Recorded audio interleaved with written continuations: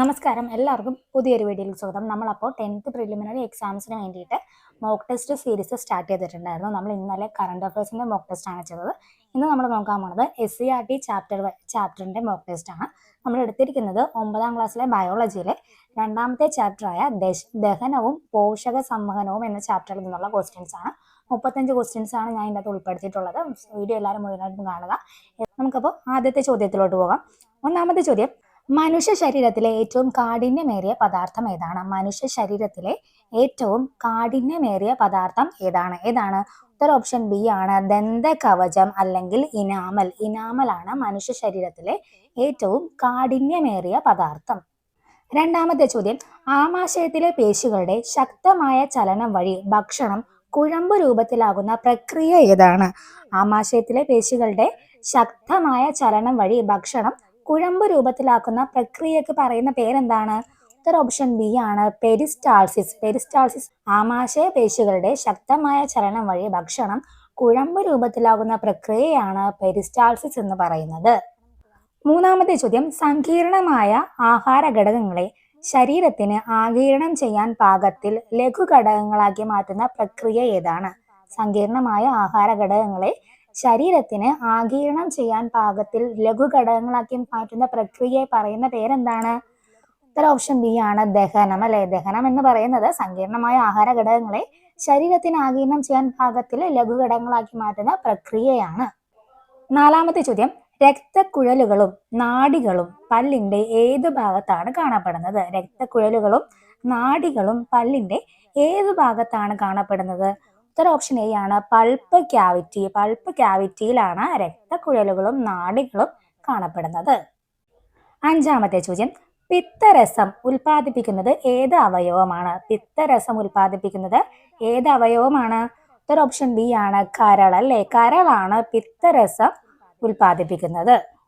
ആറാമത്തെ ചോദ്യം, താഴെ പറയുന്നവയിൽ എൻസൈമുകൾ അടങ്ങിയിട്ടില്ലാത്ത ദഹനരസം ഏതാണ്? താഴെ പറയുന്നവയിൽ എൻസൈമുകൾ അടങ്ങിയില്ലാത്ത ദഹനരസം ഏതാണ് രസം? ഉത്തര ഓപ്ഷൻ സി ആണ് പിത്തരസം. പിത്തരസത്തിലാണ് എൻസൈമുകൾ ഇല്ലാത്തത്. ഏഴാമത്തെ ചോദ്യം, കൊഴുപ്പിനെ പൂർണ്ണമായും ദഹിപ്പിച്ച് ഫാറ്റി ആസിഡും ഗ്ലിസറോളും ആക്കാൻ സഹായിക്കുന്ന എൻസൈം ഏതാണ്? കൊഴുപ്പിനെ പൂർണ്ണമായും ദഹിപ്പിച്ച് ഫാറ്റി ആസിഡും ഗ്ലിസറോളും ആക്കാൻ സഹായിക്കുന്ന എൻസൈം ഏതാണ്? ഉത്തര ഓപ്ഷൻ സി ആണ് ലിപ്പേസ് ആണ് കൊഴുപ്പിനെ പൂർണ്ണമായും ദഹിപ്പിച്ച് ഫാറ്റി ആസിഡും ഗ്ലിസറോളും ആക്കാൻ സഹായിക്കുന്ന എൻസൈം. എട്ടാമത്തെ ചോദ്യം, വൻകുടലിലുള്ള ചില ബാക്ടീരിയകൾ ഉൽപ്പാദിപ്പിക്കുന്ന വിറ്റാമിനുകൾ ഏതൊക്കെയാണ്? വൻകുടലിലുള്ള ചില ബാക്ടീരിയകൾ ഉൽപ്പാദിപ്പിക്കുന്ന വിറ്റാമിനുകൾ ഏതൊക്കെയാണ്? ഉത്തര ഓപ്ഷൻ സി ആണ് വിറ്റമിൻ കെയും ബി കോംപ്ലക്സുമാണ് വൻകുടലിലെ ബാക്ടീരിയകൾ ഉൽപ്പാദിപ്പിക്കുന്ന വിറ്റാമിനുകൾ. ഒമ്പതാമത്തെ ചോദ്യം, ചെറുകുടലിന്റെ പ്രാരംഭ ഭാഗം അറിയപ്പെടുന്നത് ഏത് പേരിലാണ്? ചെറുകുടലിന്റെ പ്രാരംഭ ഭാഗം അറിയപ്പെടുന്നത് ഏത് പേരിലാണ്? ഉത്തര ഓപ്ഷൻ സി ആണ് പക്വാശയം. ചെറുകുടലിന്റെ പ്രാരംഭ ഭാഗം അറിയപ്പെടുന്ന പേരാണ് പക്വാശയം. പത്താമത്തെ ചോദ്യം, ചെറുകുടലിന്റെ ഉൾഭിത്തിയിൽ കാണപ്പെടുന്ന വിരലുകൾ പോലെയുള്ള ഭാഗങ്ങളുടെ ധർമ്മം എന്താണ്? ചെറുകുടലിന്റെ ഉൾഭിത്തിയിൽ കാണപ്പെടുന്ന വിരലുകൾ പോലെയുള്ള ഭാഗങ്ങളുടെ ധർമ്മം എന്താണ്? ഉത്തര ഓപ്ഷൻ എ ആണ് ആഗിരണ പ്രതല വിസ്തീർണം വർദ്ധിപ്പിക്കുന്നു. ചെറുകുടലിന്റെ ഉൾഭിത്തിയിൽ കാണപ്പെടുന്ന വിരലുകൾ പോലെയുള്ള ഭാഗത്തിന്റെ ധർമ്മം എന്താണ്? ആഗിരണ പ്രതല വിസ്തീർണം വർദ്ധിപ്പിക്കുന്നു. ആ ഭാഗത്തിന് പറയുന്ന പേരെന്താണ്? ആ വിരലുകൾ പോലെയുള്ള ഭാഗത്തിന് നമ്മൾ എന്താ വിളിക്കുന്നത്? വില്ലസുകൾ എന്നാണ് അല്ലെ വിളിക്കുന്നത്.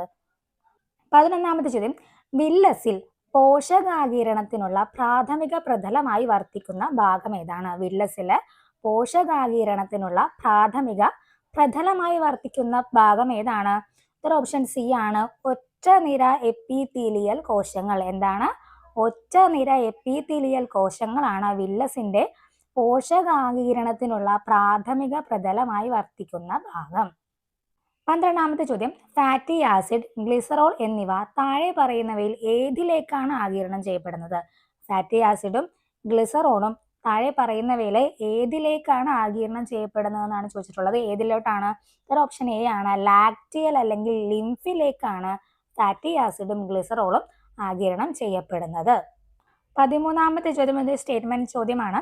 രക്തലോമികകളുമായി ബന്ധപ്പെട്ട താഴെ പറയുന്ന പ്രസ്താവനകളിൽ തെറ്റായത് ഏതെന്നാണ് ചോദിച്ചിട്ടുള്ളത്. 4 സ്റ്റേറ്റ്മെന്റ് തന്നിട്ടുണ്ട്.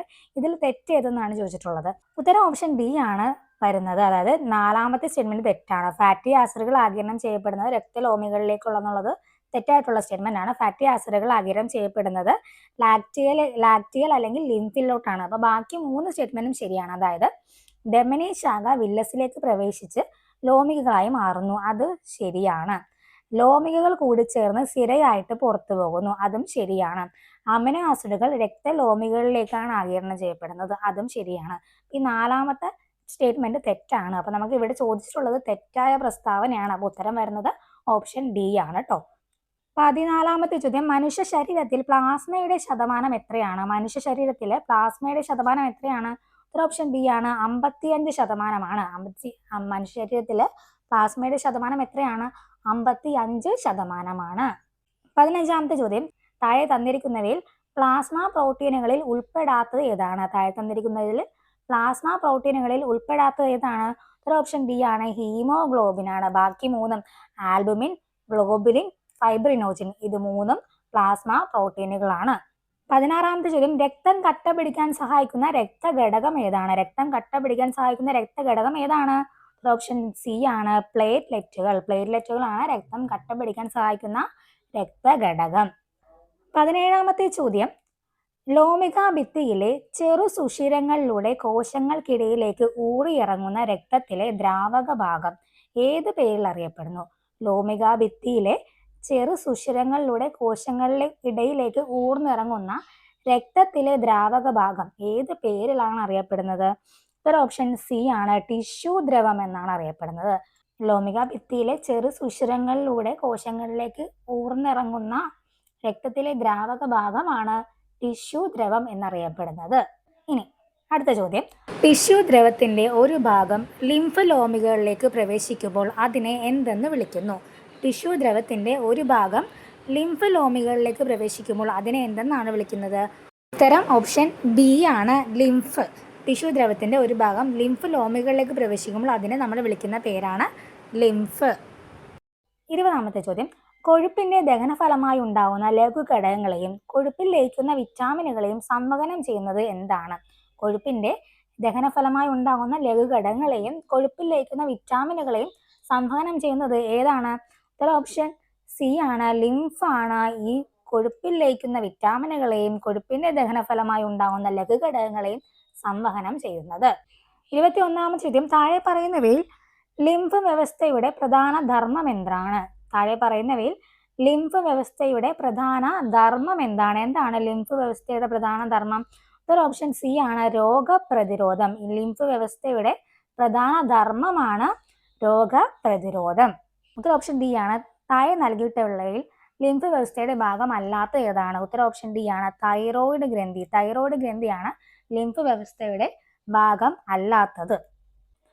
23ാമത്തെ ചോദ്യം, സാധാരണ സിരകളിൽ നിന്ന് വ്യത്യസ്തമായി പോർട്ടൽ സിരകളുടെ പ്രത്യേകത എന്താണ്? സാധാരണ സിരകളിൽ നിന്ന് വ്യത്യസ്തമായിട്ട് പോർട്ടൽ സിരകളുടെ പ്രത്യേകത എന്തെന്നാണ് ചോദിച്ചിട്ടുള്ളത്.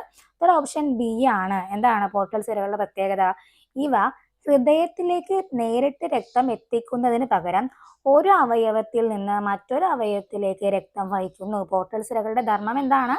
ഹൃദയത്തിൽ നിന്ന് നേരിട്ട് രക്തം എത്തിക്കുന്നതിന് പകരം ഒരു അവയവത്തിൽ നിന്ന് മറ്റൊരു അവയവത്തിലേക്ക് രക്തം വഹിക്കുന്നു. അതാണ് പോർട്ടൽ സിരകളുടെ പ്രത്യേകത. 24ാമത്തെ ചോദ്യം, ചെറുകുടലിൽ നിന്ന് ആഗിരണം ചെയ്യപ്പെടുന്ന പോഷക ഘടകങ്ങളെ കരളിലേക്ക് എത്തിക്കുന്ന സിര ഏതാണ്?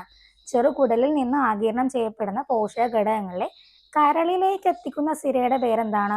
ഒരു ഓപ്ഷൻ സി ആണ്, ഹെപ്പാറ്റിക് പോർട്ടൽ സിര. അപ്പോൾ ഒരു പോർട്ടൽ സിരക്ക് ഉദാഹരണമാണ് ഹെപ്പാറ്റിക് പോർട്ടൽ സിര. അത് ചെറുകുടലിൽ നിന്ന് ആഗിരണം ചെയ്യപ്പെടുന്ന പോഷക ഘടകങ്ങളെ കരളിലേക്ക് എത്തിക്കുന്ന സിരയാണ്.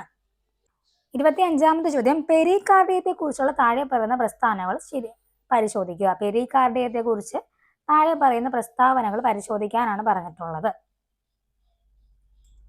അപ്പോൾ ഹൃദയത്തെ പൊതിഞ്ഞ് സംരക്ഷിക്കുന്ന ഇരട്ട സ്ഥലമാണ്, ശരിയാണല്ലേ? ഹൃദയത്തെ സംരക്ഷിക്കുന്ന ഇരട്ട സ്ഥലമാണ്. ഈ സ്ഥലങ്ങൾക്കിടയിലെ ദ്രവ്യം ഹൃദയത്തെ ഭാഗ്യക്ഷതങ്ങളിൽ നിന്ന് സംരക്ഷിക്കുന്നു, അതും ശരിയാണ്. ഇത് ഹൃദയസ്പന്ദനം മൂലം ഉണ്ടാകുന്ന ഘർഷണം വർദ്ധിപ്പിക്കുന്നു. അപ്പൊ ഇത് ഘർഷണം വർദ്ധിപ്പിക്കുകയാണ് ചെയ്യുന്നത്, ഇത് ഘർഷണം കുറയ്ക്കുകയാണ് ചെയ്യുന്നത്. അപ്പൊ ഇത് 3ാമത്തത് തെറ്റാണ്. അപ്പോൾ 1ഉം 2ഉം ആണ് ശരി, 3 തെറ്റാണ്. അപ്പോൾ ഇതാണ് ഓപ്ഷൻ എ ആണ് കേട്ടോ. 1ഉം 2ഉം ശരിയാണ്, 3 തെറ്റാണ്. ഹൃദയഭിത്തികളിൽ അനുഭവപ്പെടുന്ന വൈദ്യുത തരംഗങ്ങളെ ഗ്രാഫ് രൂപത്തിൽ ചിത്രീകരിക്കുന്നതാണ്. എന്താണ്? ഹൃദയഭിത്തിയിൽ അനുഭവപ്പെടുന്ന വൈദ്യുത തരംഗങ്ങളെ ഗ്രാഫ് രൂപത്തിൽ ചിത്രീകരിക്കുന്നത് എന്താണ്? ഉത്തരം ഓപ്ഷൻ ബി ആണ്.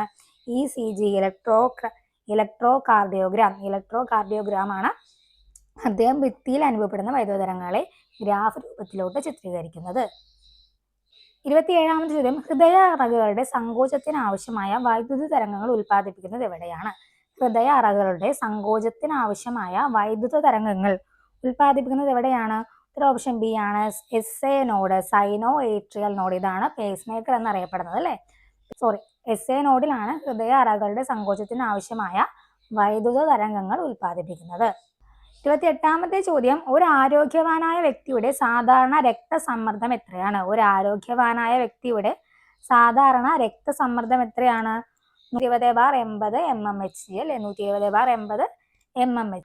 29ാമത്തെ ചോദ്യം, താഴെ നൽകിയിരിക്കുന്നവയിൽ തെറ്റായ പ്രസ്താവന ഏത്? തെറ്റായ പ്രസ്താവനയാണ് രക്തസമ്മർദ്ദം സാധാരണ അളവിനേക്കാൾ കൂടുന്ന അവസ്ഥയാണ് ഹൈപ്പർ ടെൻഷൻ. ശരിയാണ്. ഹൃദയം ചുരുങ്ങുമ്പോൾ ഏകദേശം 70 മില്ലി രക്തം ധമനികളിലേക്ക് പമ്പ് ചെയ്യപ്പെടുന്നു. ശരിയാണ്. രക്തസമ്മർദ്ദം അളക്കാൻ സിഗ്മോമാനോമീറ്റർ ഉപയോഗിക്കുന്നു. അതും ശരിയാണ്. 4ാമത്തത്, രക്തസമ്മർദ്ദം സാധാരണ അളവിനേക്കാൾ കുറയുന്ന അവസ്ഥയാണ് ഹൈപ്പർ ടെൻഷൻ. തെറ്റാണ്. കുറയുന്ന അവസ്ഥയെ പറയുന്ന പേരെന്താണ്? ഹൈപ്പോ ടെൻഷൻ ആണ് അല്ലെ. അപ്പോൾ ഉത്തരം ഓപ്ഷൻ ഡി ആണ് വരുന്നത്. തെറ്റായ സ്റ്റേറ്റ്മെന്റ് ഏതാണ്? ഉത്തരം ഓപ്ഷൻ ഡി ആണ് കേട്ടോ. 30ാമത്തെ ചോദ്യം, മനുഷ്യനിലെ രക്തപര്യനം ദ്വിപര്യനം അഥവാ ഡബിൾ സർക്കുലേഷൻ എന്ന് അറിയപ്പെടാൻ കാരണം എന്താണ്? മനുഷ്യനിലെ രക്തപര്യനം ഡബിൾ സർക്കുലേഷൻ എന്നറിയപ്പെടാൻ കാരണം എന്താണ്? ഉത്തരം ഓപ്ഷൻ സി ആണ്. ഒരേ പര്യനത്തിൽ ഒരേ രക്തം 2 പ്രാവശ്യം ഹൃദയത്തിലൂടെ കടന്നു പോകുന്നത് കൊണ്ടാണ് മനുഷ്യരിലെ രക്തപര്യനം ഇരട്ട രക്തപര്യനം അല്ലെങ്കിൽ ദ്വിപര്യനം, ഡബിൾ സർക്കുലേഷൻ എന്നൊക്കെ അറിയപ്പെടുന്നത്. 31ാമത്തെ ചോദ്യം, ലോക ഹൃദയ ദിനമായി ആചരിക്കുന്നത് എന്നാണ്? ലോക ഹൃദയ ദിനമായി ആചരിക്കുന്നത് എന്നാണ്? സെപ്റ്റംബർ 29 ആണ് ലോക ഹൃദയ ദിനമായി ആചരിക്കുന്നത്. 32ാമത്തെ ചോദ്യം, മസ്തിഷ്കത്തിലെ രക്തക്കുഴലുകൾ ഉണ്ടാകുന്ന തടസ്സമോ രക്തക്കുഴൽ പൊട്ടലോ കാരണം ഉണ്ടാവുന്നത് എന്താണ്? മസ്തിഷ്കത്തിലെ രക്തക്കുഴലുകൾ ഉണ്ടാകുന്ന തടസ്സം മൂലമോ രക്തക്കുഴലുകൾ പൊട്ടുകയോ ചെയ്തു കഴിഞ്ഞാൽ ഉണ്ടാകുന്ന അവസ്ഥ എന്താണ്? ഓപ്ഷൻ എ ആണ്. സ്ട്രോക്ക് വരും അല്ലേ. സ്ട്രോക്ക് വരും. ഓപ്ഷൻ എ ആണ്. സ്ട്രോക്ക് ആണ്. 33ാമത്തെ ചോദ്യം, കൊറോണറി ധമനിയിൽ രക്തം കട്ടപിടിക്കുന്ന അവസ്ഥ എങ്ങനെയാണ് അറിയപ്പെടുന്നത്? കൊറോണറി ധമനിയിൽ രക്തം കട്ടപിടിക്കുന്ന അവസ്ഥയ്ക്ക് പറയുന്ന പേരെന്താണ്? Coronary thrombosis. കൊറോണറി ത്രോംബോസിസ് എന്താണ്? കൊറോണറി ധമനിയിൽ രക്തം കട്ടപിടിക്കുന്ന അവസ്ഥയാണ് കൊറോണറി ത്രോംബോസിസ്. 34ാമത്തെ ചോദ്യം, ഒന്നിനു മുകളിൽ ഒന്നായി അടുക്കി വെച്ചിരിക്കുന്നതും കുറുകെയുള്ള ഭിത്തിയിലെ സുഷിരങ്ങളിലൂടെ കോശദ്രവ്യം ബന്ധപ്പെട്ടിരിക്കുന്നതുമായ ഫ്ലോയം കോശങ്ങൾ ഏതൊക്കെയാണ്? ഒന്നിനു മുകളിൽ ഒന്നായി അടക്കി വെച്ചിരിക്കുന്നതും കുറുകെയുള്ള ഭിത്തിയിലെ സുഷിരങ്ങളിലൂടെ കോശദ്രവ്യം ബന്ധപ്പെട്ടിരിക്കുന്നതുമായ ഫ്ലോയം കോശത്തിന് പറയുന്ന പേരെന്താണ്? ഓപ്ഷൻ ഡി ആണ്. സീവ് നാളി. സീവ് നാളി അഥവാ സീവ് ട്യൂബ് എന്നാണ് അതറിയപ്പെടുന്നത്. ലാസ്റ്റ് ചോദ്യമാണ് 35ാമത്തെ ചോദ്യം, സീവ് നാളിയോടൊപ്പം ചേർന്ന് സസ്യങ്ങളിൽ ആഹാര സംഭവത്തിന് സഹായിക്കുന്ന കോശങ്ങൾ എന്താണ്? സീവ് നാളിയോടൊപ്പം ചേർന്ന് സസ്യങ്ങളിലെ ആഹാര സംഭവത്തിന് സഹായിക്കുന്ന കോശങ്ങൾ എന്ത് പേരിലാണ് അറിയപ്പെടുന്നത്? ഓപ്ഷൻ എ ആണ്. സഹകോശം. എന്താണ്?